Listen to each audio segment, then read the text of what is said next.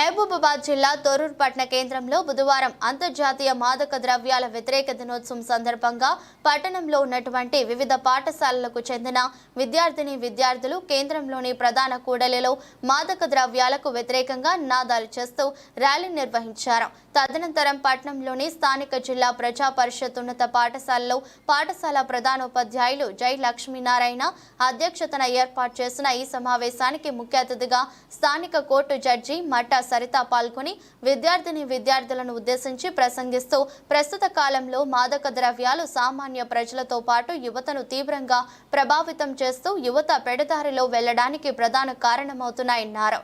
వివిధ రకాల మాదక ద్రవ్యాలు ఉపయోగించిన సరఫరా చేసిన ఇతరులను వాడడానికి ప్రోత్సహించిన కఠిన శిక్ష తప్పదని తెలిపారు.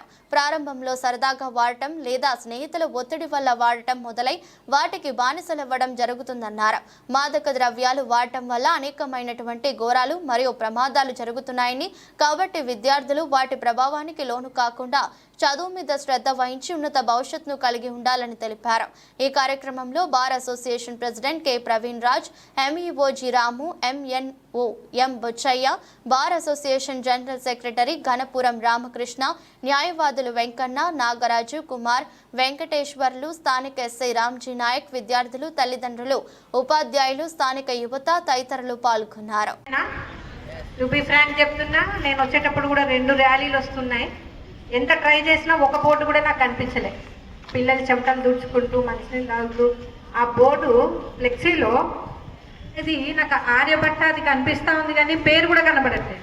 ఇది ఏంటి, ఎటు డ్రగ్కి సంబంధించలేదు, ఒక డీ లెటర్ కనిపించట్లేదు అని చూస్తూ ఉన్నాను. అంటే నేను అనేది ఏంటంటే, మీరు ఇంత కష్టపడి ర్యాలీ చేశారు, ఫర్ విచ్ పర్పస్? ఒక అవేర్నెస్ ప్రజల్లో కలగాలి అని చెప్పి.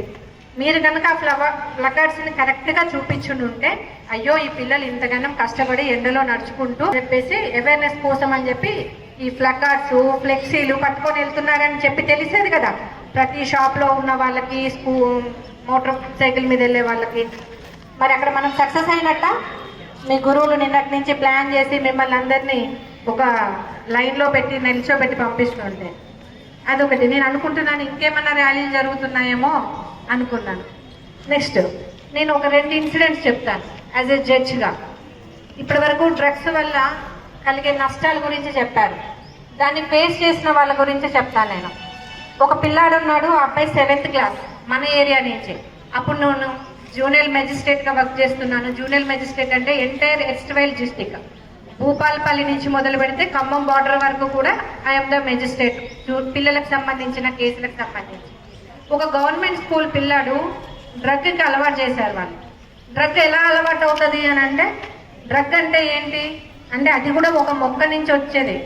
దాన్ని మాకు ఒకసారి ల్యాబ్కి తీసుకెళ్లారు మా ట్రైనింగ్ ప్రోగ్రామ్స్లో. చిన్న చిన్న విత్తనాలు, ఆకులు కూడా డ్రగ్సే, కొన్ని మొక్కలకు సంబంధించి విత్తనాలు డ్రగ్గే, వేర్లు కాండాలు అన్ని డ్రగ్గే. ఆ డ్రగ్ అంటే ఏంటంటే, అది తీసుకున్నప్పుడు చాలా మత్తు వస్తుంది. అదే ఎందుకు తీసుకుంటున్నారు అని అంటే, మనకి ప్రపంచం తెలియదు. ప్రపంచం తెలియనంత మత్తులో పడుకుంటాం, ఏ కష్టం తెలియదు, ఏ సుఖము తెలియదు. దానికోసమని అందరూ జనరల్గా డ్రగ్కి అలవాటు అవుతూ ఉంటారు. అందులో భాగంగా ఒక గవర్నమెంట్ స్కూల్ బాబు, 7th క్లాస్ బాబు, అతనికి డ్రగ్ అలవాటైంది. ఫ్రెండ్స్ ద్వారా అలవాటైందో ఎలా అలవాటైందో, వాళ్ళ అబ్బాయి మీద కేసు అయింది. కేసు అవుతే వరంగల్లోనే అబ్జర్వేషన్ హోమ్ అని ఉంటుంది. అబ్జర్వేషన్ హోమ్ తెలుసా మీ అందరికీ? చిన్నపిల్లల్ని టెంపరీగా జైల్లో పెడతారు కదా. మనకి పోలీస్ స్టేషన్లో రిమాండ్ ఒక ఇక్కడైతే ఎక్కడికి పంపిస్తారు? సెంట్రల్ జైలుకి పంపిస్తారు, ఖమ్మం జైలుకి పంపిస్తారు, సబ్ జైలు మహబాద్కి పంపిస్తారు. కానీ పిల్లల్ని మాత్రం స్పెషల్గా ఒక జైలు ఉంటుంది హైదరాబాద్లో, దాన్ని స్పెషల్ హోమ్ అంటారు.